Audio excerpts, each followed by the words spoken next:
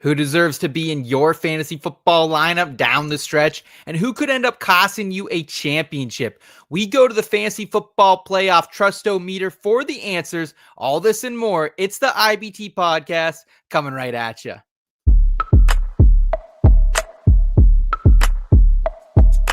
I've been going dummy, out of bounds, putting on a clinic. Stick around, carrots in my hardware.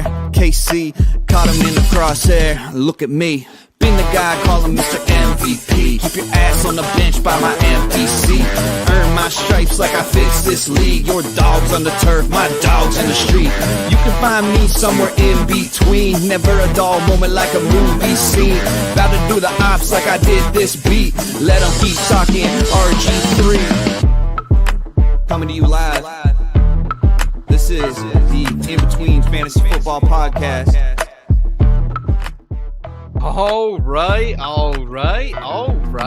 It is Tuesday, December 10th, 2024, and this is the In Between Fantasy Football Podcast, your place for both a refreshing and feel-good take on fantasy football and NFL betting.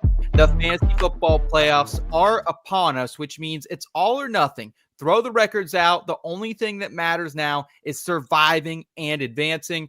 We're here to tell you tonight who you can and can't trust down the stretch. I'm your host, Seth Woolcock. Blessed to say, I did make the postseason in 10 of 11 fantasy leagues this season. Already lost out of 3 of them already. So we got 7 left to go, but we're going to keep on swinging because that's what we do here at In Between Media. And that includes a big business, light ranch and son of a bitch, wintertime warrior, Eric Romoff. What's going on, Tex? Man, it is wintertime out here. I am chilling in the ice box on a Tuesday night. And since it is officially week 15, it's time for all of us to get our body counts out there. I am in the playoffs in 6 of 9 managed leagues. Got bounced out of Scott Fishbowl already. And Seth, he won't admit this publicly, but he was actually the first man on the wrong side of the cut line for Pros with Joe's 5 this year. Man, so I benched Zach Charbonnet. That's what did it in for me. And yeah, it was a tough one. But hey, still glad I've had quite the run there this season. Glad that you're having a good run yourself this year as well, Eric. We're also joined by our entertainment NFL betting mark of the channel, internet pundit Steve Lawson. How's it going today, pal? It's going good. I wish I could put my body count out there, but I'm a bit too easy. I'm in too many leagues. I don't know the number off the top of my head.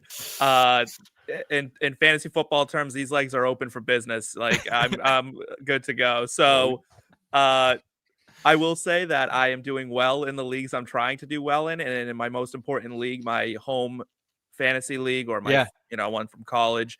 I am holding strong on the 2 seed right now, and I am riding high with my team. I am the highest point scorer in the league, so we're going for it. Is this just me? I have done significantly better in my fantasy career from the 2 seed comparatively to the 1 seed. Yes. Every time I get the 1 seed, I'm cooked. The first game twice. After the bye. I've had the a 2 1 seed seems twice. to be the money lane. There was 1 year I should have won. I had it was the year Christian McCaffrey, Ezekiel Elliott, and Saquon Barkley were like the top 3 running backs, and I had all 3 of them. And then the Cowboys and Giants got shut out on the same day for the first time in NFL history, and I lost in the playoffs. But with that 3-headed monster, it was bad. It was a rough loss. So yeah. No, I mean, that's why we're here, guys. We're going to help you navigate the fantasy football streets down the stretch. It is tough. It's all or nothing. If people aren't performing, there's no more loyalty. Name value doesn't matter anymore. This is all who's going to put up the most points. Sometimes I've seen the most ridiculous things win fantasy football championships. Hell, last year I won with Gardner Minshew and Baker Mayfield as starting quarterbacks in various leagues. So we do have a stacked program for you. Temperature check, playoff trustometer. We're also going to get into a little off the top, some final cut candidates. Again, name value doesn't matter. So who can you cut? Also in the scope, waivers a week early. And then from the forum, we'll take your questions in the chat and over at fantasyfootballadvice.com. Guys, I do want to shout out the IBT family before we jump in. Thank you, everyone, so much for tuning in with us. If you are here on YouTube, let us know in the comments or the live chat if you made it into your fantasy football playoffs and who is the one player you have to thank the most for that. I would say for me, it's Jahmyr Gibbs. I have a lot of Jahmyr Gibbs, and he has been rock solid. Steve, one guy that you can thank for making your fantasy football playoffs. Alvin Kamara. Okay. That's my guy. Eric? Ooh, we'll keep the running backs going here. It is emphatically Chuba Hubbard, one of my favorite late round darts that became an absolute stud over the course of the season. Yeah, good call out there. While you're here as well, guys, please like this video if you enjoy this type of content. Plus, subscribe to the channel if you are new. We are continuing to build over here in Between Media, whether you're into fantasy football, college football, whether you're into NFL, PGA, NASCAR, entertainment betting. We got a little bit of everything for you. So glad to see everyone's hanging out with us tonight. We got Glenn in the chat saying Gibbs as well. Yeah, Glenn's a good guy. I can already tell. Glenn's a new face, I think. I don't think I've seen you before, Glenn, but good to have you here. And I'm glad to hear you've been invested in Jahmyr Gibbs this season. But guys, let's go ahead. Let's kick it off here with a little temperature check.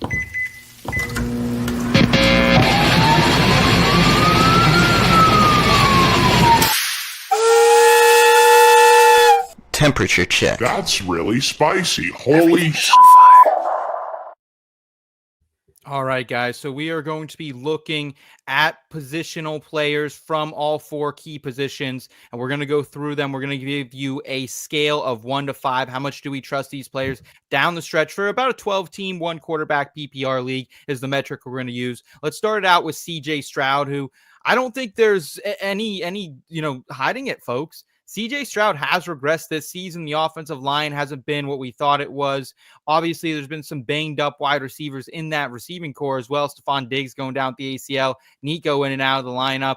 Tank Dell not really looking like his self so far this season. Quarterback 19 in points per game is Stroud. QB 26 over the past month. Quarterback 26. Miami, Kansas City, Baltimore, middle of the road, remaining strength of schedule, courtesy of our friends over at Fantasy Pros. Steve, where's your ranking on CJ Stroud 1 through 5 rest of the season? How much are you trusting him in the fantasy postseason? Like a 2. I'm not terribly confident in him. I don't think this is going to change. It's just been kind of a disappointing season. And Joe Mixon is way too good to be vultured that much by the passing game. Okay, Eric, how do you feel about it? I'd put him at a 3. Some of this has to be contextualized. Like if you're making this decision, it's because you were in the playoffs and you managed to make your way there with CJ Stroud, right? So if he got you there, I don't think that continuing to start him is going to hurt you. But his unreal upside from last year certainly doesn't seem to be quite as readily available, right? He has been playing better with Nico in the lineups, but not sniffing those 25, 30-point games like he was a year ago.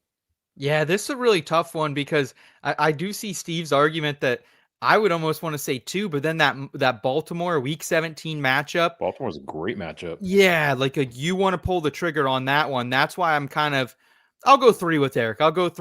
I'm not confident in CJ Stroud. It's been a bumpy road so far, but the matchup specifically in Week 17, I like a lot with Baltimore. So I'll go with a 3 as well. So averaging out to a 2.5 here for CJ Stroud. Let's go Drake Maye. Quarterback 17 in points per game this season. QB 15 over the past month as well. He's using his legs. He's making the most of this receiving core, whether that's DeMario Pop Douglas or whether that's someone like Hunter Henry.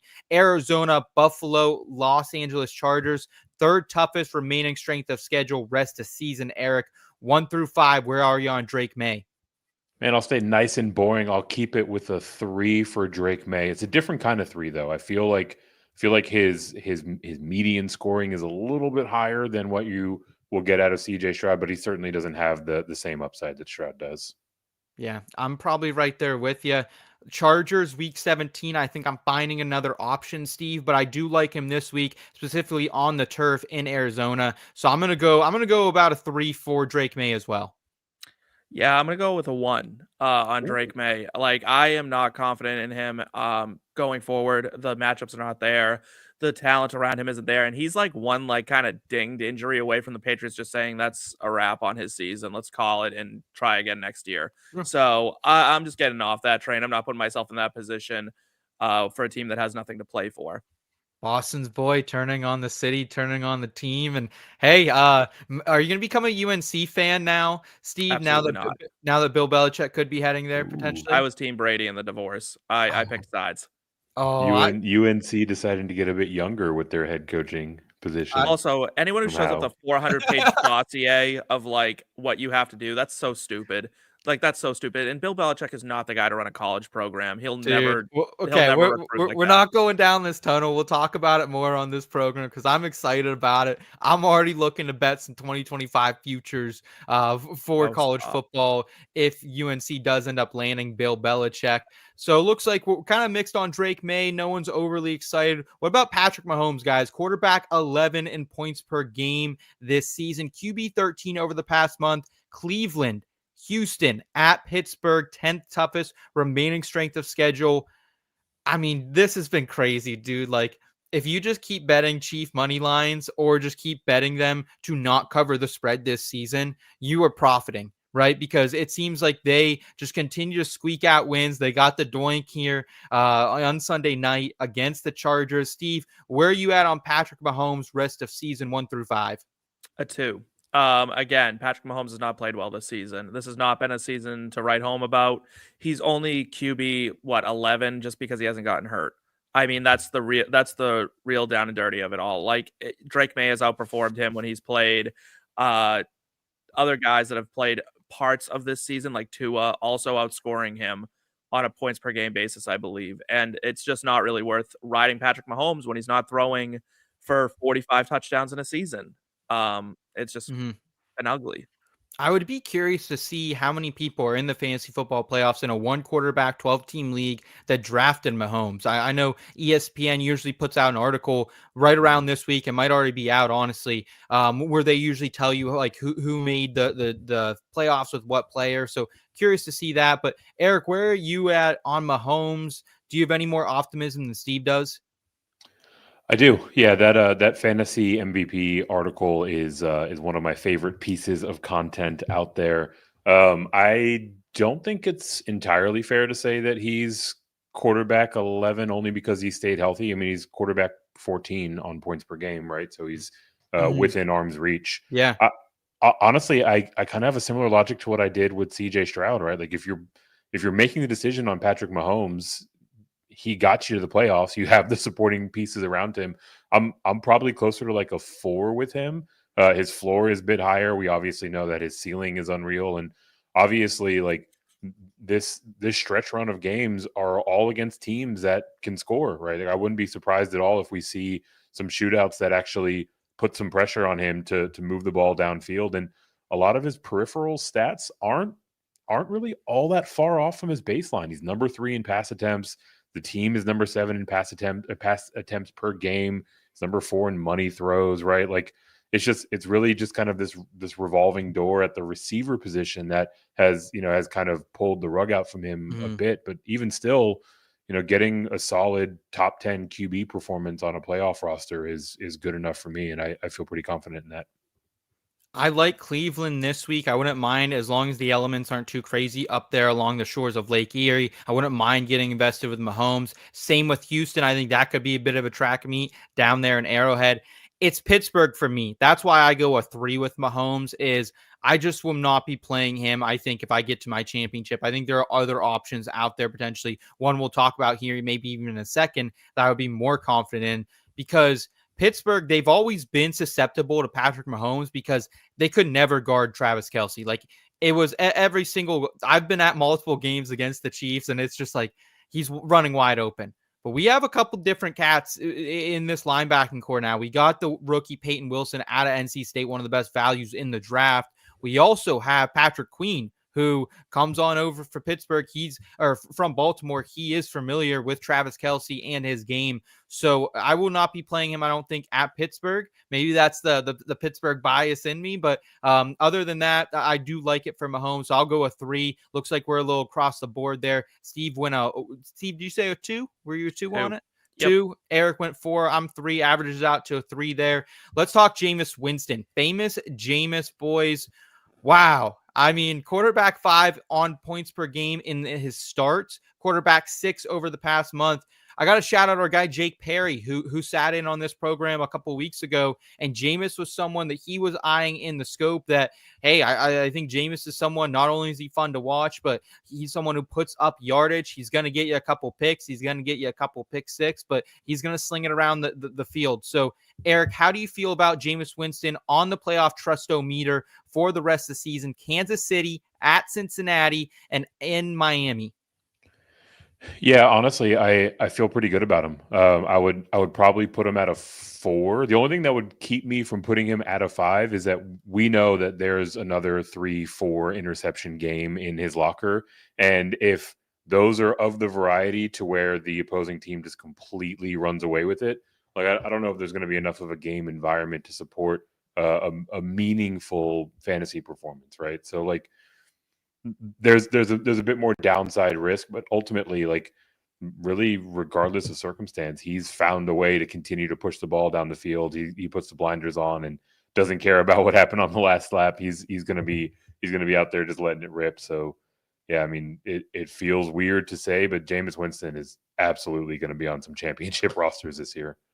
I'm at a 4. Like, I think that's my number with Jameis. Kansas City this week feels like a great spot. I think I'm going to pick him up in all my leagues this week that he is still available, specifically for that week 16 matchup in Cincinnati, one of the worst defenses around the block right now, Steve. So I'm going a 4. Eric, what was your number on him? I was a 4 as well. You're a 4 as well. Steve, do you make it a clean sweep, or are you going higher or lower on Winston? I'm going to go with a 5 for Jameis Winston. You know what you're going to get out of him. Yeah, there's going to be interceptions, but he is out there and he's there to do one thing and one thing only. That's sling the rock, right? Nick Chubb never came back around. It's not really looking like Nick Chubb's going to get back to form, at least this season. This is a team that's playing for no reason other than to just have fun. They're playing backyard football right now, and Jameis is just slinging that thing. And you know what? It's a boon for everybody who's in that a pass catcher in that offense. Elijah Moore is a fantasy asset. David Njoku is a huge fantasy asset, double-digit targets back-to-back weeks. And Jerry Jeudy is like a wide receiver 1, like bona fide wide receiver 1. Crazy. Like Jameis Winston is like him, and I am 1,000% on board with that. Well, the impressive thing about Winston over the past month when he has been QB6, 2 of those games was against the Steelers, one of them in the snow that he had never played in before as well. So I think brighter days are ahead of Winston, and just like Joe Flacco a year ago, a Cleveland quarterback will win people fantasy football leagues. It will just not be Deshaun Watson. So let's say in Cleveland, let's talk about Nick Chubb, as Steve alluded to. Just feels like maybe he doesn't have it anymore. Or, at least we know from people like Dr. Deepak Chona out there on Twitter, who always says, like, the first year back from ACL, you're not going to be as effective.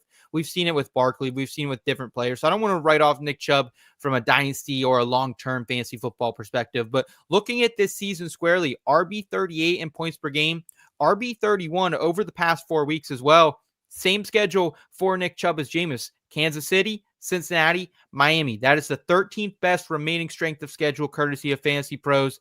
Eric, where are you at here on Nick Chubb, 1 through 5 on the playoff trustometer? Yeah, I mean, we can't be particularly high on Jameis Winston and not have the inverse be true and end up being low on Nick Chubb. So I would put him at a 1, right? Like we look at his play down the stretch run here. He's averaging less than 3 yards per carry. He's only getting a handful of carries per game. We've actually seen Jerome Ford surpass him in snaps over the last couple of games. So look, whether it's him, wearing down in his return from the injury, whether it's game scripts with Jameis Winston throwing the ball all over the yard and leading to them, playing some catch up. It seems like basically everything is breaking away from Nick Chubb right now. So I certainly hope you're not in the playoffs having to consider rostering him. Yeah, Steve, game script, Kansas City, Cincinnati, Miami, you think they'd be trailing in all 3 of those games. So where are you going here with Nick Chubb on the playoff trustometer? It's a 1. I just think, and I just, sometimes you can look at a guy and be like, yeah, he's working his way back from injuries. And other times you look at a guy and you say, it just looks like there's no tread left on the tires. And that's what I feel like with Nick Chubb at this point. I just don't think there's much left. I think he's had a great career, fantastic guy, fantastic running back, all that good stuff. Father time's undefeated unless your name's Derrick Henry, right? So I don't know what else to say. Nick Chubb had it for a long time. I just think it's over at this point. Man, it's tough to say, but I think I'm right there with you. Let us know in the chat, guys. What do you think about Nick Chubb? Where do you put him on the playoff trust-o-meter? Because I'm at a 1 as well. I just think game scripts going against him. I think, as you guys said, Father Time's going against him as well. So pour one out, though, for Nick Chubb because it was a damn fun run. And who knows? He could be still a great value next year. It'll be interesting to see what the Browns do in the draft because I would think if Kevin Stefanski wants to continue to run this run-heavy scheme, he's going to need a running back. And there's about 15 to 20 interesting prospects coming in this next year. So really deep class. Rhamondre Stevenson, hoping he can also maintain his starting role in New England. Running back 26 as a season on a whole, 4 points per game, RB 34 over the past month. Arizona Buffalo Chargers, like Drake Maye, the third toughest remaining strength of schedule. Steve, where are you on Rhamondre? Like a 2. I mean, it's not great, right? Like he doesn't look good. I've said since day one that Antonio Gibson's the best running back on that roster, and I stand by that. And every time he gets a chance to show it, he just proves that I'm right. Stevenson doesn't have the explosiveness that you need at this level to be a strong running back. And it's starting to show. If you can't break away at the second level, you're in trouble. And that's what's happening with Rhamondre Stevenson. It's a 2, and it's a very, very generous 2, more like a 1.5. Eric, where are you at? I'll be a bit more generous. I've got him at a 3, right? Like I think we've got a pretty solid floor of touches and therefore production out of him. To Steve's point, like doesn't exactly jump off the screen really at any point, but he's out there with the 11th highest snap share in the league. He's still seeing a decent number of targets. Last week in particular, he set a season high in terms of route participation. So, whether it's them trying to run down the clock and stay competitive in these games or maybe playing a bit of catch up, I don't think he can get scripted out. But obviously, the upside isn't there to be particularly excited about him. Purely because of what Eric said, I do like the route participation. I'll give him a 3. I just also struggle here with game script. Arizona Buffalo Chargers, like I don't think the Patriots are going to be leading in any of those games. So I think it's probably more work through the air. And then at that point, you're mixing in with Antonio Gibson, who is a great pass blocker. Getting some questions here in the chat from our guy Eli and Isaac. We'll get to those here in just a little bit as we transition into some other positions. We'll make sure we include those players. We appreciate it, guys. Thanks for tuning in. I hope everyone's having a great first week of the fantasy football playoffs. Tank Bigsby is the next player I do want to chat about, gentlemen. It looks like he has taken over this backfield. 18 rushing opportunities this past week, 4-4 for Travis Etienne. Etienne still working a lot in the passing game, but Tank Bigsby looks like he's the one that they want to lean on the ground down the stretch. RB 41 in points per game this season, RB 26 over the past month. New York Jets, Raiders, Tennessee, so middle of the road remaining strength of schedule, but potentially some favorable game scripts there, Eric, against offenses that you wouldn't necessarily consider high power. Yeah, I think that's probably what is working in his favor the most. I'll put him at a 3.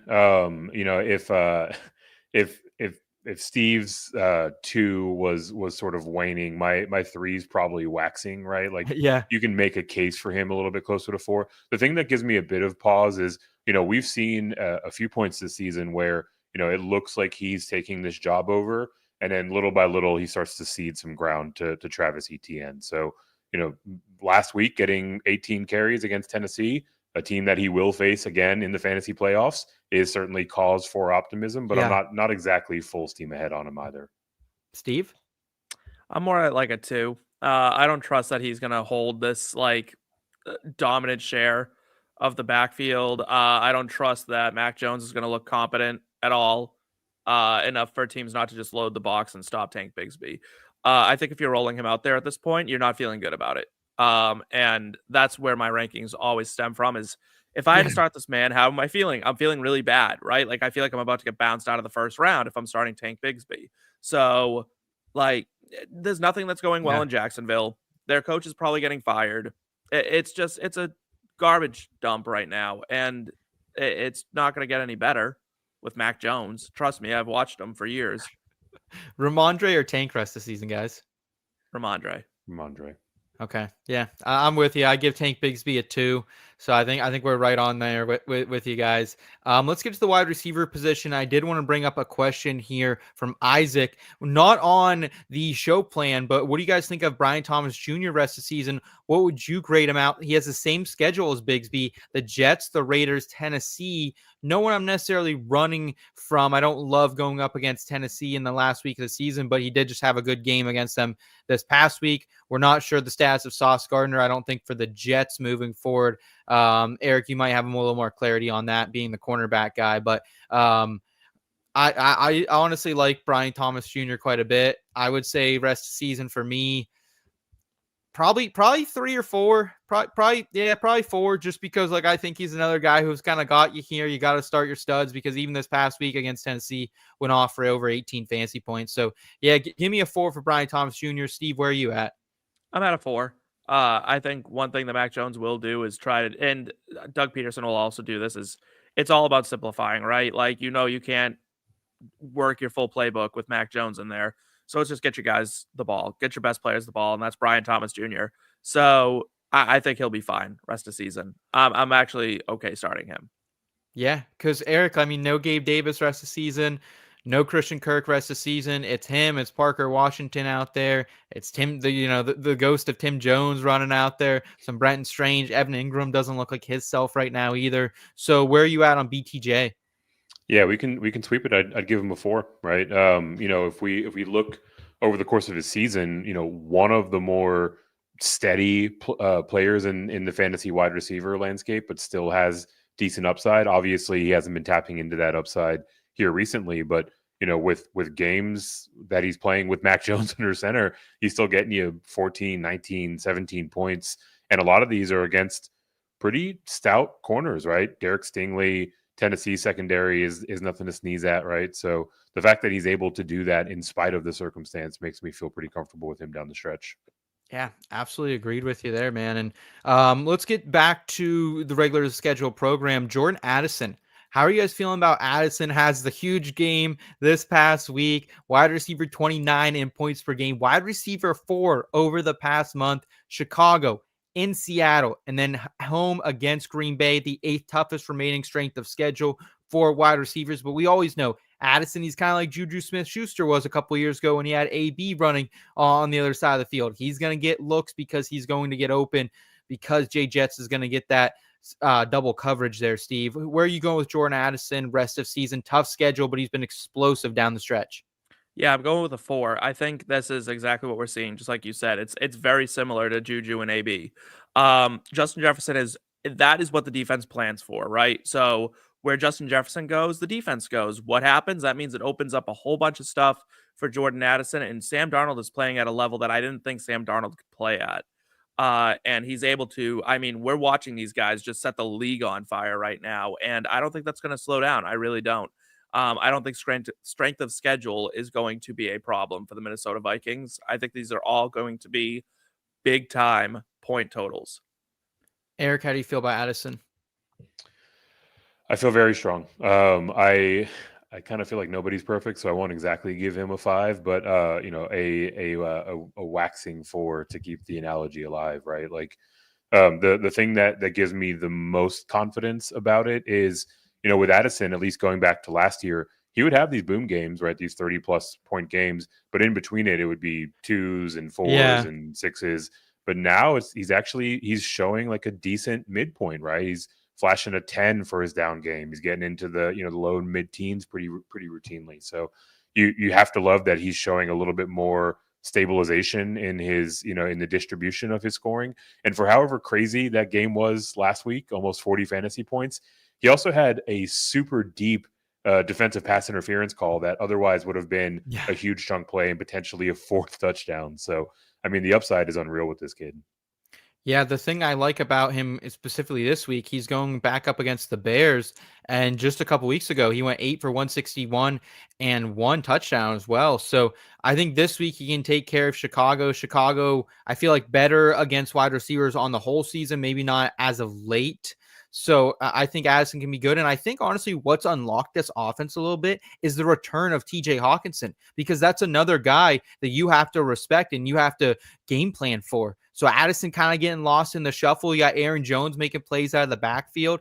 Yeah, I give Addison a 4 here as well. He's been sensational. Let's talk about someone, though, not so sensational, and a couple guys, starting with DK Metcalf for the Seahawks, wide receiver 27 in points per game. Feel like he's kind of been starting to get overshadowed from JSN in the game plan a little bit. Just not connected on some of those deep plays that I feel like if you looked at his air yards, probably still pretty high in air yards. Wide receiver 46 over the past month, though. Green Bay, Minnesota, Chicago, 6 toughest remaining schedule rest of season for wide receivers. Eric, DK Metcalf on the playoff trust-o-meter.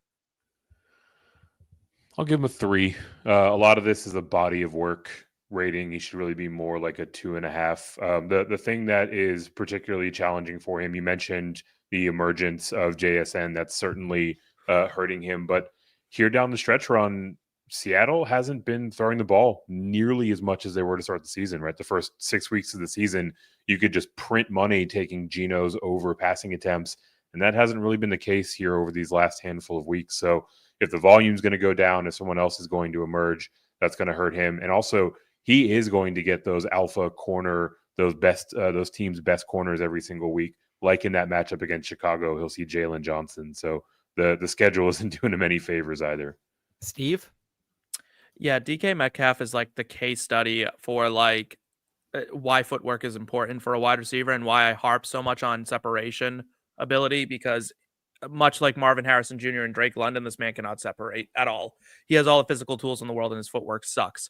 So I'm going with a 2 because, and it should really be, it's like not great. I was thinking a 3, but he has 2 bad matchups and then he's playing Minnesota, which like that's just going to be, he's going to eat.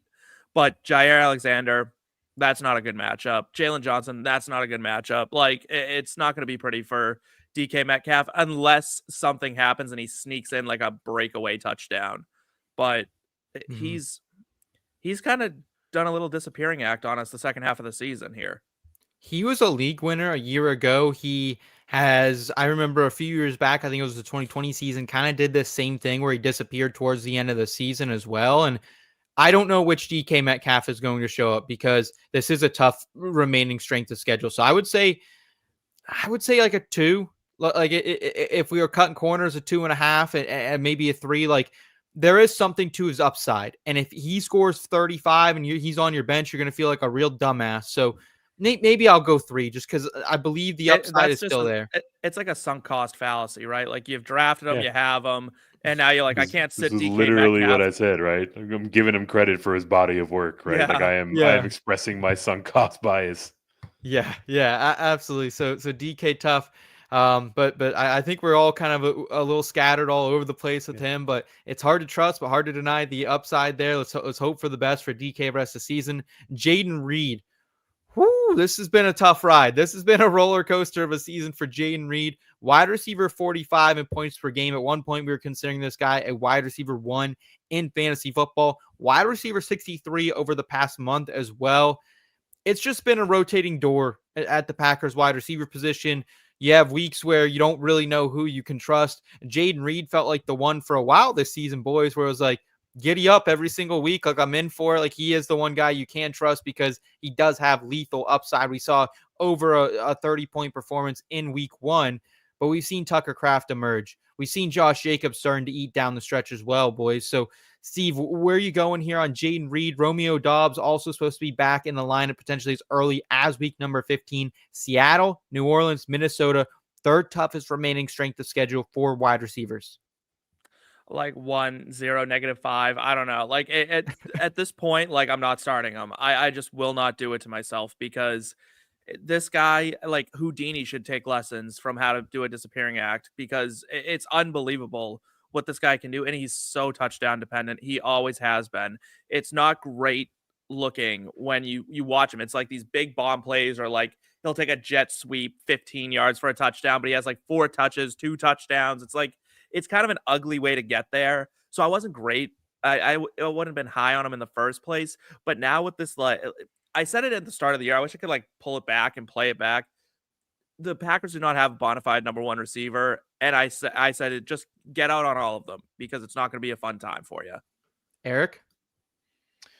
Yeah, I'll give him a 2. A bit pessimistic, but the upside is unreal, right? So you have to give him some credit for that. But yeah, bumpy ride. To Steve's point, if they don't have a 1, they have more 2s than anybody else in the league, and that's going to make it really hard to trust any of them. And then you double back on the fact that Jordan Love is 20th in the league in pass attempts per game. That's a significant decrease from last year. He's closer to middle of the pack in end zone throws. That was a lot of what boosted his value last year, where he was close to the leader of the league. So there's just a lot of things working against him, including the 7 other mouths there are to feed there. I feel you, dude. I absolutely feel you. Derek in the chat saying, "Sup, guys? Great. What's up, Derek? Good to see you, man." Hi, Derek, you got a start sit question for you. Let us answer that here a little bit later from the forum. I do want to revisit that question, but thank you so much for tuning in. We also have Corin saying, "I made it to all 11 out of 11 playoffs, and I owe it all to not drafting scrubs like Higgins, Ayuk, any Jets player, or flexing a wide receiver." Corin, so you're against flexing wide receivers? You're out here flexing running backs? That's interesting. Okay.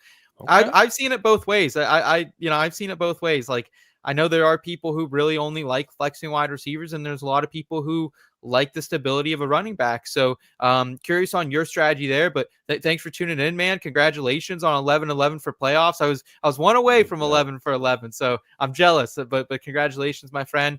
Thank you for tuning in tonight, man. I also want to get to the tight end position. I also want to thank everyone for tuning in live with us tonight. Seeing a lot of new faces. Thank you guys so much. We greatly appreciate. The easiest way to support us, again, like this video if you enjoy this type of content, plus subscribe to the channel if you are new. I want to get to the tight end position here on the playoff trustometer, and it starts with Evan Engram, which we got a question here in the chat as well from Eli. Engram or Schultz rest of the season. So let's tie that in here, gentlemen. Evan Engram, we thought, especially with Christian Kirk going down, it would kind of be a new slice of life for the former New York Giant. Not the case so far, though. Tight end 13 in points per game. Tight end 21 over the past 4 weeks as well. 6th easiest remaining strength of schedule. Steve, you were really high on Brian Thomas Jr. You knew that Mac Jones could lock on him. You think Mac Jones will lock on Engram as well? I don't. I'm at a 2.5. On Evan Engram. I think the talent is there. The problem is the talent isn't under center, and Mac Jones is much more of a wide receiver thrower than he is a tight end guy. So it's just not really working out. I don't know what happened where he went from leading the league in receptions to whatever is going on now in Jacksonville. But again, dysfunction isn't very sexy, and it's not trustworthy. That's for sure. Eric, where are you at on Evan Engram? I'm probably with Steve. I just think there's better options, more reliable options out there. I'm probably at a 2. Like, I think if you need him, he can go. But where are you at on him, and where do you compare him to Dalton Schultz? Give me a 3 on Evan Engram, a begrudging 3. Look, for me with tight ends, it's kind of straightforward, right? Like, you either have a guy that can push for 12, 15, 18 points at the position, which is like 3 or 4 people, or you have someone that's going to get you like 3 catches for 30 yards, right? Yeah. And Evan Engram firmly falls into that category. But what pushes me from a 2 to a 3 is that he is getting a little bit more opportunity, right? Like even in that game last week, right? It wasn't 3 for 30, it was 4 for 33. He saw 6 targets. The week before that, he saw 9 targets, including 2 in the red zone, right? So like, I think his floor is incrementally higher, and I mean, some of his peripherals are still pretty solid, right? Number 3 in target share among tight ends. He's got a almost 18% red zone target share. So yeah, I mean, this isn't really materializing, but if you're talking about that or another guy who can get you 3 for 30 that doesn't have that type of involvement, I'll lean Engram, in that case. And relative to Schultz, I'd probably still go Evan Engram here, right? Schultz is just such an afterthought in this offense. Same. Yeah, even with losing Stephon, he's still just not. I mean, even when there was no Nico as well, he still wasn't providing. So yeah, I'd still go Engram in that case. Derek, 3 for 3 in his leagues. Congratulations. That's awesome, man. Good for you. All the winners watching tonight. Yeah, I thought I was doing okay. 6 out of 9. Well, hey, man, I feel like this is the time of year where a lot of people stop consuming fantasy football content. A lot of people stop playing the game, and we only have winners left, right? Everyone who's still in the fucking thick of it and ready to make a run. So appreciate y'all tuning in, man. Zach Ertz is the last tight end I want to talk about here. Tight end 12 in points per game, tight end 6 over the past month. I've been getting buried in the comments of our Fantasy Pros YouTube reaction live stream on Sunday nights with Boggs, and because I never give Zach Ertz the respect. There's this one Washington fan. I think he's just trolling me at this point. Always coming in the chat, always coming in the comments. Can we get some Zach Ertz love this week? Can we get some Zach Ertz love? So we're not on the Fantasy Pros channel, but we are here on the IBT channel. So I want to give some love to Zach Ertz. He has been honestly pretty solid, especially over the past month. 13th easiest remaining strength of schedule. How much do you like the Washington tight end rest of the season, Steve? I'm a 4 on Zach Ertz, and I'm a 4 in terms of like he's Zach Ertz, right? He's going to do exactly what Zach Ertz does, and it's not sexy, but it's there. Jayden Daniels trusts him. I trust Jayden Daniels. Really, that's the number one thing, is that his quarterback is so good that I'm like, everyone else around him is good. So in the running game, I mean, Brian Robinson's okay, but it's not great. And I think they have to lean a little bit more on this passing game. And when they need to move the sticks, they look for Zach Ertz in this offense. So I'm going to be very confident starting Zach Ertz going forward.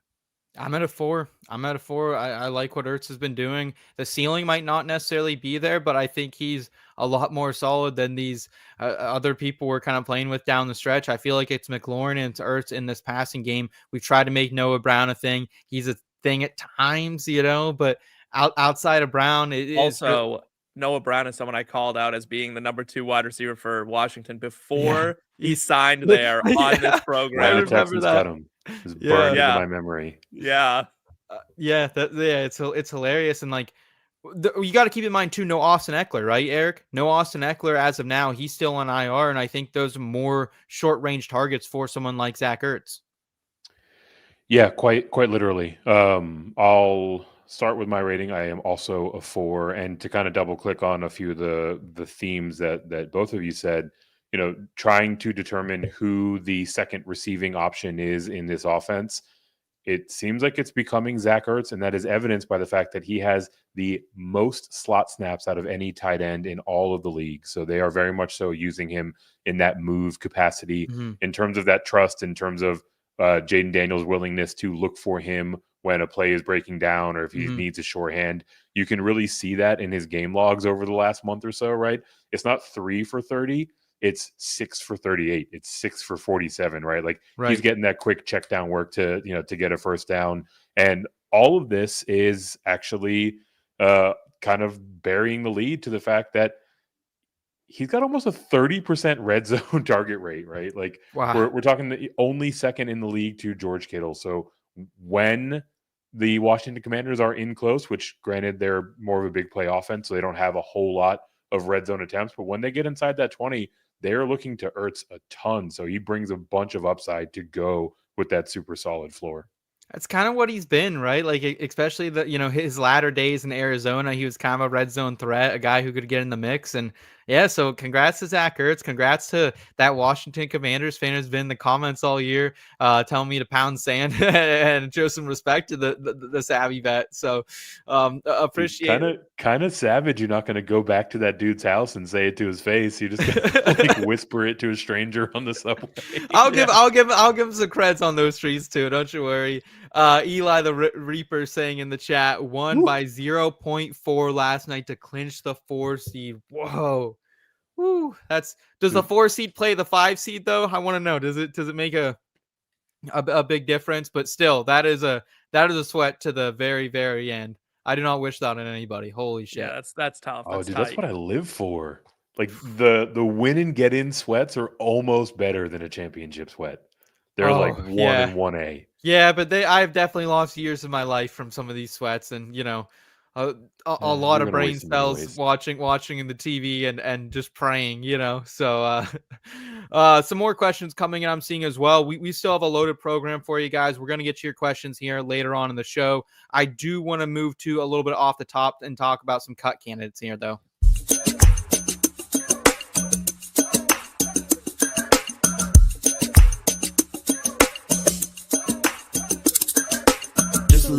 off the top. Ain't talking about a fade or a crop. Steady hand, know when to stop. Just a little off the top. Whoa, easy now. All right, it's just a little off the top. This is our cut one game. We'll go through some different fantasy players we are potentially cutting moving into the fantasy football playoffs, and we're also going to talk about a little bit of Christmas and some pop culture things here later on in the episode as well. So let's start with the running back position, though. Cut one running back, gentlemen. We're going with Javonte Williams, Travis Etienne, or DeAndre Swift. Musical chairs in the Denver backfield. Javonte had 5 touches the last time out before the bye. Does Estime maybe take a larger role after an extra week of rest and work? Etienne has scored double-digit points just once in the past 7 games, outrushed 18-4 by Bigsby, and outsnapped. Swift is not utilized as much in the new Thomas Brown called Bears offense 3 weeks in a row, under 10 fantasy points. So, gentlemen, I know realistically, like, it feels foolish to kind of ever cut a running back who is getting 50-ish% of the work some weeks, if not more, in the case of Swift. But at this time too, like we were talking about it the other night, like it's not a bad idea to occasionally give someone a landmine, right? Drop someone, have someone spend all their fab for a potential starter. And then if it's someone you think can be a dud. So Eric, what are your thoughts on this? Or who are you cutting if you have to cut one on this list? It's a pretty easy smell you later to Javonte Williams out of these 3 for me, right? Like you mentioned I think you said musical chairs was the analogy that you drew. That is probably the most accurate depiction of a backfield that I've ever heard. And while neither of the other 2 on this list have a dominating share in their backfield, they do have well-defined roles, right? Like DeAndre Swift is going to lead that backfield in snaps and in touches. He's not effective, but that job is largely his. Travis Etienne, he's fighting it out with Tank Bigsby, but he is the receiving back, and he's able, despite a limited workload, to get you to double-digit fantasy points. Javonte Williams can get you 1 point, or maybe if you're lucky, he'll get you like 12.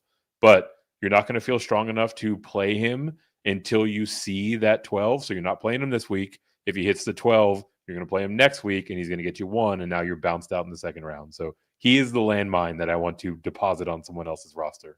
I agree, because whenever I see Javonte in that RB2 slot for my opponent, I'm like, okay, that makes me feel pretty good for the week. So yeah, I'm with you. Landmine Javonte Williams. I'm cutting the Denver Broncos running back there. Steve, where are you at on this lot? It's going to be a clean sweep. I am also cutting Javonte Williams. Even when he is the unquestioned starter, he's not good enough to start for your team.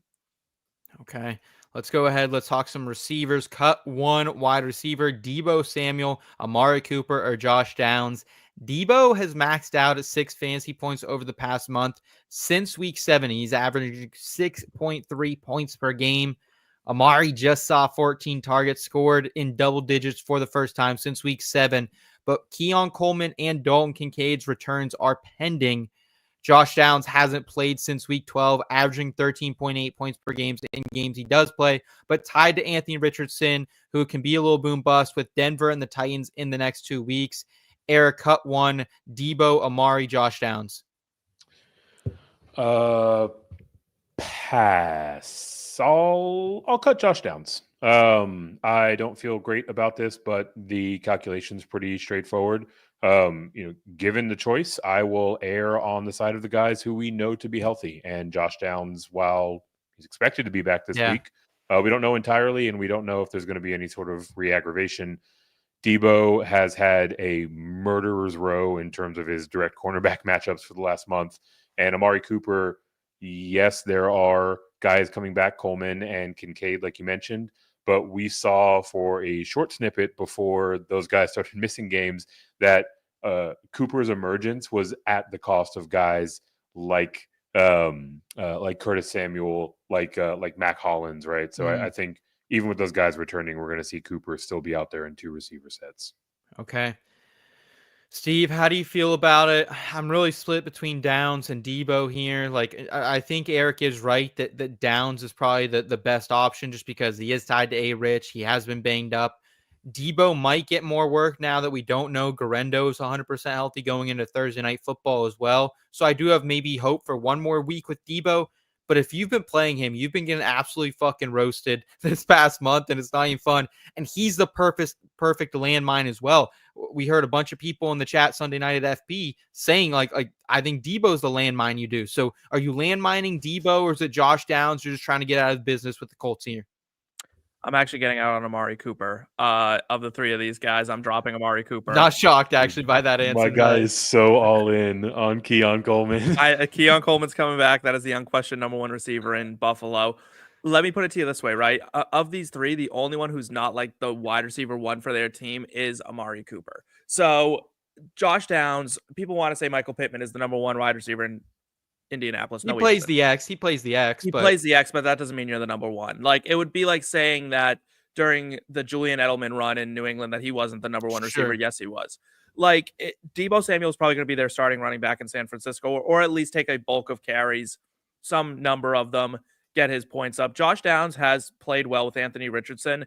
Anthony Richardson's a little more boom or bust, a little less dink and dunk than Joe Flacco, but he loves to toss it up to Josh Downs on those deep balls. I'll take that all day long. Amari Cooper just doesn't do it for me anymore, and that is the guy I would drop of the three. I think the upside of the other two is better than Amari Cooper's.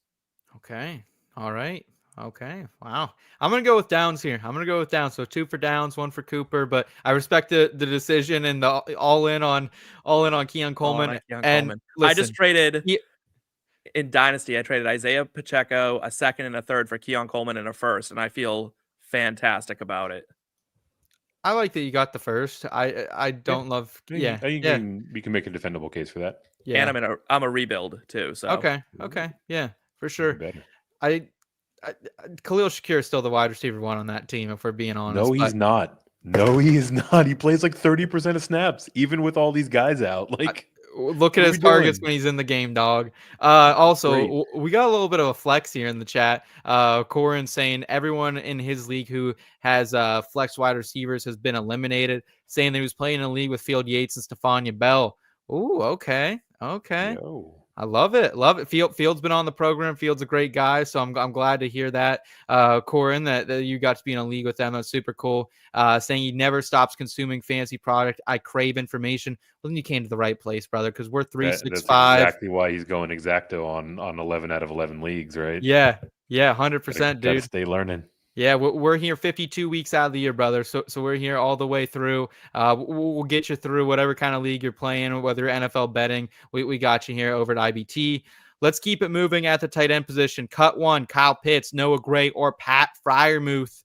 Pitts is the tight end 45 since week number 9, averaging just 3.2 points per game. Yes, 3.2 points per game, tight end 45. I don't even know there are 45 tight ends in the league.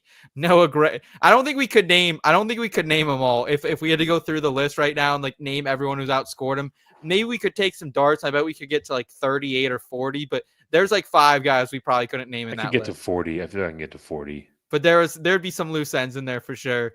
Yeah. Noah Gray, tight end 5 in the past month. He's been solid, had a down game, but still 6 over 6 PPR points this past week. Tight end 8 over the past month for Pat Freiermuth. No George Pickens likely this week for the Steelers is what Mike Tomlin is reporting. We had Brooke Pryor on that scoop earlier for ESPN. I like Muth. He's going to be getting more of the target share, but this entire Steelers offense is a bit nerfed, I believe, without GP George Pickens. So where are we going, Steve? Cut 1, Kyle Pitts, Noah Gray, or Muth? I'm cutting Noah Gray. At this point, I'm holding Kyle Pitts. Why? What are you holding Kyle Pitts for, brother? I'm about to explain it. Hopes and butts. I'm holding him out in the hope that Michael Penix gets the start at some point here down the stretch when the Falcons officially get eliminated from playoff contention. I think that's the only path forward for Kyle Pitts right now, and then he's probably getting traded in the offseason anyway. Noah Gray just doesn't do it for me. He's the only backup, right? Like, realistically, he's a second string tight end. I'm not going to roster a second string over a starter. So I'm not going to drop Kyle Pitts or Pat Freiermuth. Eric? Honestly, 10 out of 10, 5 stars, no notes. Almost the exact same sentiment that I have. I'm letting Noah Gray here go here. The fact that he's the backup is one of those kind of practical matters, right? You know, even if we think about some of these new faces in Kansas City continuing to come online. There's reporting that Hollywood Brown might be in the mix here in the next couple of weeks. It was a nice flash in the pan, but rostering the second tight end on an offense is going to leave you in dire straits. And for however bad it's been for Kyle Pitts, he continues to week over week and on the season be one of the leaders in unrealized air yards. So they're still using him in an explosive way. It's just Kirk Cousins is dog water, and hopefully Michael Penix gets in there soon. I'm so tired of all the excuses for Kyle Pitts. I just am. He's the obvious cut here, boys. Like, listen, I got it when it was Desmond Ridder. I got it when it was Marcus Mariota. I just think we all overvalued this guy, myself included. I had a shit ton in Kyle Pitts. I've traded him. We're talking about cutting him over guys that are like tight end, like 14 or so, right? Like this isn't exactly us like stumping for Kyle Pitts. I'm just saying. I'm just saying, even from like a dynasty perspective, people still aren't willing to throw in the towel. Like, well, you shouldn't. He should not be cut in dynasty Season. No. He should not be cut in dynasty, but he should be traded. He like it is time to get out of the. Kyle Pitts is not what I think he was drafted to be, and I just think we got the process a bit wrong. He had the one big year at Florida. He scored 17 touchdowns. It was an awesome season.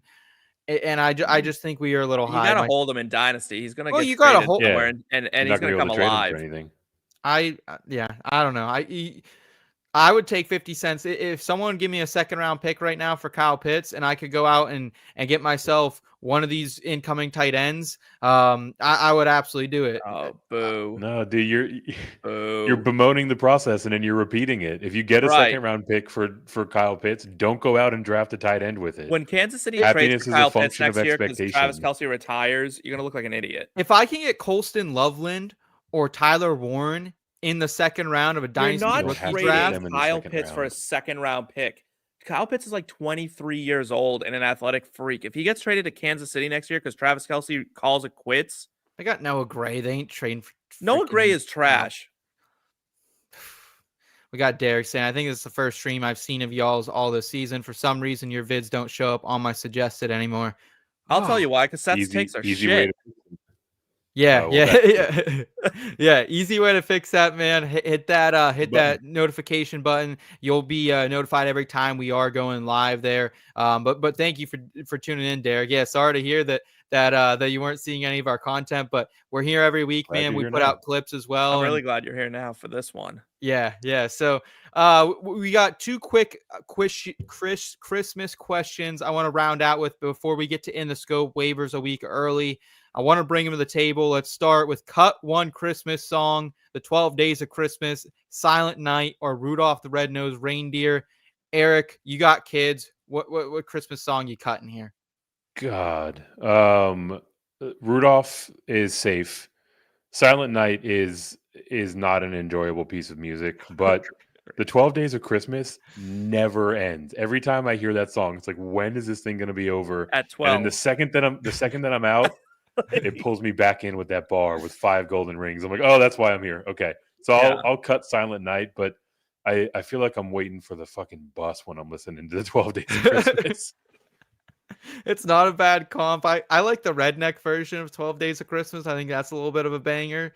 Getting a Ford Mustang GT at the end of that baby as well. So I am a fan of that song. 12 Days of Christmas has ran its course in my life. I think maybe if I have children one day, I could revisit it. Silent Night as well. Yeah, kind of just a dog shit song, for being honest, Steve.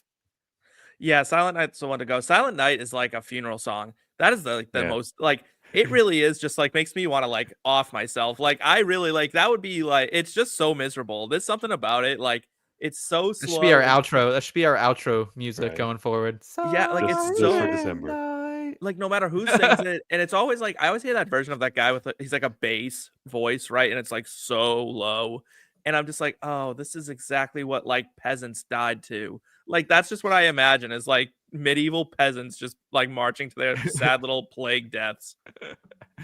I think I screwed up in this question too, because I picked like two kind of like of the worst Christmas songs in 12 Days and Silent Night, and then I put a banger in Rudolph. So I don't know what I was thinking in this. Rudolph is a weird situation of like this poor reindeer is just bullied straight up and then only becomes valuable He's after a dog, though. He's a dog. He is a dog. He's just like Isaac Rendo, just hanging out. Right. No one wants him, and then all of a sudden Like, he's wait there. a second, we can take advantage of your malady. We love you. Yeah, Come sit up front. yeah. All right, let's go ahead and one more question here for the holidays. Cut one, New Year's movie, New Year's Eve. That's one of those like has a bunch of different characters. You're kind of flashing around some different love stories going on. I think Zac Efron's in that. I think the girl from Glee's in that. Don't really Seth, how are you remember. gonna pick one of these if you don't know what it is? I've watched it. It's just been a minute. All right. About Time. That is a guy going back in the past to re-meet his girlfriend and kind of re-go through the process. He kind of screws some things up.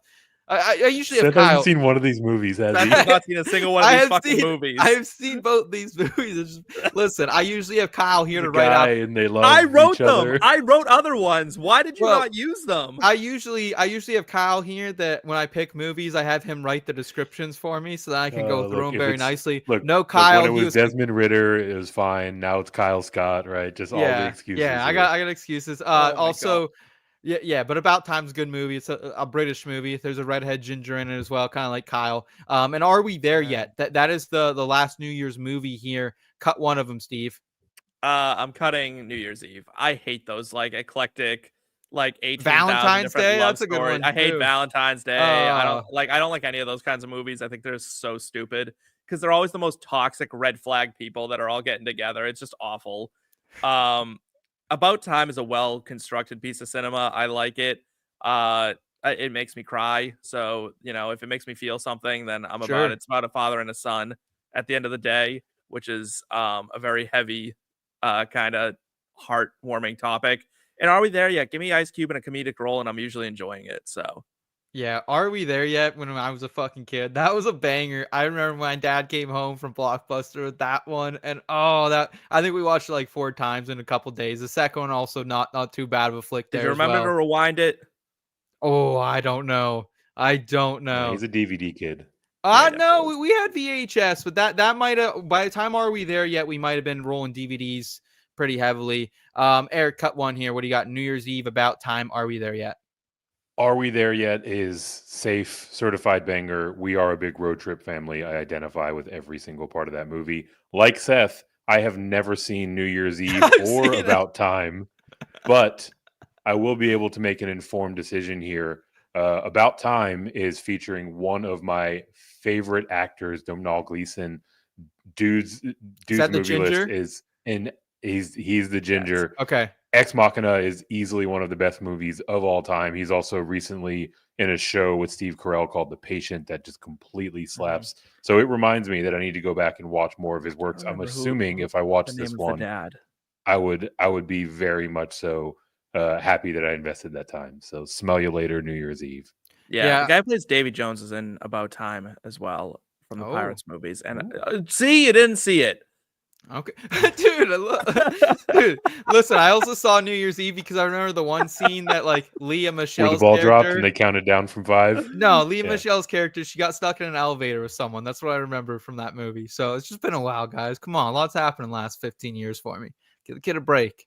Give a kid a break. All right. We'll not be taking a break though because we're gonna keep it moving here. Waivers a week early in the scope. I have the targets in my sights. Requesting permission to engage.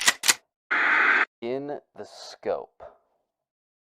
All right, waivers a week early. First, we're going to talk about some mainstream targets that you should be considering. We touched on some of these guys earlier, so we won't spend a ton of time on them, but we'll run through those, and then we'll also get to our guys that you can pick up a week early. Last week, we were on a couple. Ray McLeod, he had a big week. I called him out. Eric called out Kendre Miller. Kendre Miller found the end zone. So, Eric, if we were betting our in the scope guys last week for either any time or a receiving prop, I think we were in pretty good hands. Yeah. Dude, forget just last week. If people have been tailing and or adding and or betting our in the scope picks this year, they are sitting on stacks of cash. Yeah. It has been one of the craziest runs I've experienced. Mainstream week 15 waiver wire targets at the quarterback position: Drake, Maye, Stafford, Caleb Williams, Jameis Winston. I think Winston would be at the top of our list for everyone. Then you could probably argue Stafford, Maye, and then Caleb. I still don't know how much I trust Caleb on a week-to-week basis or anything like that. Also, At the running back position, this is where I want to open up to more discussion here, gentlemen. Patrick Taylor at the top of the list, 4% rostered. Tank Bigsby, Sincere McCormick, Braylon Allen, Isaiah Davis. I don't know if you have much fab left, Steve, but if you had to push it in for one of these guys, who is it? It's going to be Tank Bigsby. I know I don't trust him like too much from our like temperature check, but he's the only one who has like a real like path to a full-time starting job. Maybe Sincere McCormick if I have to get like real dicey with it. But other than that, Braylon Allen, no. Isaiah Davis, absolutely not. Like it's once Breece Hall's back, it's his backfield again. So I'm gonna go with Tank Bigsby. What about you, Eric? Are you on Patty Taylor just because, hey, might be a 1 week start and sit, let's go. Yeah, I mean, I guess that's probably the correct qualifier here, right? Like if you definitively need to put someone in your starting lineup this week, it's probably Patrick Taylor with them playing on Thursday night, right?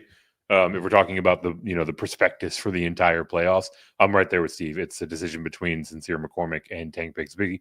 I'll go with Sincere McCormick because I think these are the only two guys that have a chance to get the job. But we've got a larger sample of Tank Bigsby not getting the entirety of the job, whereas Sincere McCormick's arrow is pointing up. And I mean, look, this coaching staff in Las Vegas, like they're pulling out all the stops. They're trying to put anything positive on tape to try to save their jobs for next year. So it seems to be working with McCormick. I don't see why they wouldn't give him the ball a bit more. Okay. All right. Looking at the wide receiver position as well, gentlemen, Adam Thielen makes it to the top of the list. He's a guy. I was early on Adam Thielen. I called him coming back from IR a few weeks early, and he was someone I kind of just had hanging around the end of my teams, and I actually didn't have him anymore because I was too early on in the scope. But he's here, 38% rostered. Elijah Moore, Cedric Tillman, as long as they're healthy, they'll see some looks from Jameis Winston slinging it. Nick Westbrook-Akine had a down game here this past week, but that's kind of the NWI experience, if you would, gentlemen. Demario Douglas, Jalen McMillan as well on this list after a 2-touchdown performance. Ray McLeod finally shows up in a very monstrous way once again here in week number 14. Steve, if you had to spend up for one of them, who is it? It's Adam Thielen. He's the number one wide receiver on his team. And that's really all I care about is who's going to be the number one guy on their team. It's Adam Thielen. Elijah Moore? No. Cedric Tillman? Jerry Jeudy's claimed that spot. Akine? I don't do touchdown or bust guys. So that's an easy pick for me. Eric, are you rolling with one of these, touchdown or bust guys like NWI? McMillan kind of falls in that category as well. Or do you like something steady like Ray? Take Adam Thielen out because I think Adam Thielen would be your answer, right? No, Adam Thielen would not be my answer. Really? Are we just breezing past Cedric Tillman sitting out there in 2/3 of leagues? There was a point 6 weeks ago where you said that you wanted Cedric Tillman over Jackson Smith and Jigba. You said those words into that microphone in front of you, right? Like the arrow was pointing up so far on this Cleveland offense. The idea of getting Cedric Tillman back and being able to get him in 2/3 of leagues, it makes me want to cry. Adam Thielen is very much so a viable option. Also interested in Elijah Moore. Nick Westbrook-Akine almost got away with it again last week. He actually dropped his touchdown. Yeah, at least it was a tough pass. He said he could catch it, but at a certain point, you just have to believe that the guy's going to catch a touchdown every week, right? Yeah. But either way, it's Cedric Tillman by a mile. Okay. At the tight end position, we can look at someone like potentially Pat Freiermuth. He's still out there in over 50% of leagues. We can also potentially look at Noah Gray as well. So that'll do it for Steve, shut up for a second. Seth, what? If you have to pick Noah Gray or Pat Freiermuth, since you were so happy to cut Kyle Pitts, now you have to cut the remaining. I'll roll Muth. Like again, I think it's gonna be That's the correct answer. Yeah, he's gonna get a higher target share this week. The offense will be nerfed, but yeah, I'll roll Muth, bro. I got the jersey in the closet still. We are, baby. Nice. Hey, we also got a nice little spot in the playoffs, boys. Yeah. No. Penn State might be get your tickets in now. Penn State Futures, NCAA Championship. Some simulations got ran. Penn State, they're looking good, baby. Those simulations do not account for James Franklin in clutch situations. True. Yeah. Very, very true. Let's get to our in the scope targets. So these are the guys you can pick up after waivers ran. Again, last week, Eric shouted out Kendre Miller. I shouted out Raymond McLeod. So two pretty good. Who did you shout out, Steve? I can't even remember. I'm sorry. Oh, who the fuck remembers? It was Obviously, no. probably right. Like it Okay, always is. I'll look that up and I'll give you the floor, man. Who are you going with in the scope this week? I'm going with Daniel Bellinger, the tight end for the New York Giants. With Theo Johnson down, someone has to catch the fucking ball there, and Drew Lock just doesn't look like he's really comfortable throwing to anyone other than Bellinger on those short little routes, and he's a pretty explosive guy. I thought he'd be something in this league a year or two ago when he was really starting to pop off in like the preseason, and then I don't know what happened. He kind of just vanished, and I'm like, Theo he's pretty Johnson. athletic. Yeah, but like he's pretty athletic. He's pretty good with the ball in his hands. I like Daniel Bellinger, so I'd go with him. Yeah, I mean, it's a very similar case to what I was making about Theo Johnson a couple weeks ago. Theo Johnson down for the season, so Daniel Bellinger might be, if he, like I'll say this, I'd rather start Daniel Bellinger than Kyle Pitts, 100%. Like there's not a thought in my mind. I would rather play Belly. As long as 100%. Kirk Cousins is under center, yeah, I agree. Also, you're in the scope from last week, Steve. Sterling Shepard, which might not seem like the craziest, but Jalen McMillan went off, so you're just on the wrong Bucks wide receiver, but you had the right thinking. So Yeah, good on you. there. Good on you there, Eric. Who's your in the scope target? My in-scope target is someone that is a little bit more widely rostered, but out there in 70% of leagues, and that is Jerome Ford. We spent plenty of time talking about how Nick Chubb is essentially dust, but also if we look at how the Browns have been utilizing him, we're seeing Jerome Ford's snap share and his involvement continue to tick up, and I think he's going to be in 3 games that they're probably going to be trailing in at some point, if not the majority of the game. So he should get some bailout work as a receiver. And then just honorable mention, anyone that is on your side of the bracket who doesn't roster their RB1 or RB2's handcuff, if you have an open spot, go grab that person, right? Like if there's any scenario where they lose one of their starting running backs and you dropped your backup tight end to keep that away from them, that is absolutely going to assure you a championship. Yeah, I like the call out very, very much there. I will round us out. Keyshawn Vaughn. Look, we know he said it's Patrick Taylor week potentially. I don't know how healthy Isaac Guerrero is. A lot of mixed reporting out of San Francisco. Guerrero kind of leaning that he's not banged up that bad, but hasn't been practicing this week. So there's a chance Patrick Taylor is the first man up. I just think Keyshawn Vaughn might be the better player, which isn't saying a lot, but also a guy who knows this system well. He's been in San Francisco in the building since early in training camp. He got cut once. He got brought back here a couple weeks ago once CMC went down. But Vaughn's been hanging out. He knows the playbook already. That's why I would prefer him over someone like Izzy Abanaconda, who got brought in. This is a pretty diverse skill or a pretty diverse playbook they're going to have to learn in San Francisco. So Vaughn already knowing it, I don't think is bad. And look, if the San Francisco running back curse continues, Vaughn's next man up. That's really all this is about. I mean, he's not the player we thought he was going to be coming out of college. He spent a couple years down in the Buccaneers, but he still has some pass catching upside as well. At least that's what he profiled coming out of college. So if he can kind of serve that role here, maybe some check down options from Brock Purdy. I don't think Patrick Taylor's a big time receiving threat or anything like that. So Keyshawn Vaughn, I think if you need someone, he might be worth a look. But I'll do it for In the Scope, guys. We'll go ahead and round out the program now. We're going to get to everyone's questions in the forum, always presented by our friends over at fantasyfootballadvice.com. If you're up, stuck, thinking about what to do, here at In Between, we got advice for you. Back and forth all day, trying to pick the play. Let's hear what them boys here had to say. Presented by the Fantasy Football Advice Network. If you guys haven't checked it out already, Fantasy Football Advice Network, you can download the Fantasy Sports Advice Network app or go to fantasyfootballadvice.com. You can click over there. You can interact with other people, giving great advice, asking questions. It's gamified as well. There's a leaderboard.